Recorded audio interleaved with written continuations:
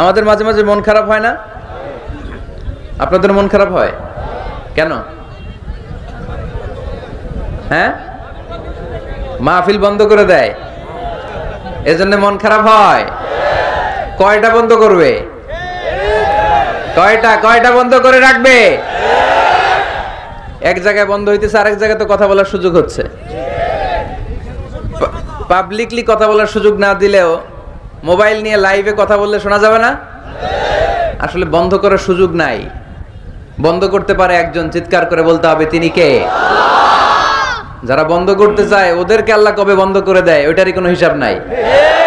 তুই বেটা মাহফিল বন্ধ করস, মদের আড্ডাখানা বন্ধ না করে, জুয়া খেলা বন্ধ না করে এরা মাহফিল বন্ধ করে।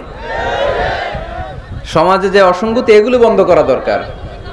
জুয়া খেলা, টেন্ডারবাজি, চাঁদাবাজি এগুলো বন্ধ করা দরকার। কোরআনের মাহফিল যারা বন্ধ করে এরা বুঝে না, কপাল পোড়া, এদের হেদায়েত নাই কপালে। চিল্লায় কোন ঠিক কিনা?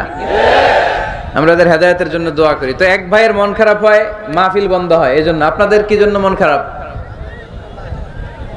হ্যাঁ, গার্লফ্রেন্ড রাগ করছে এজন্য?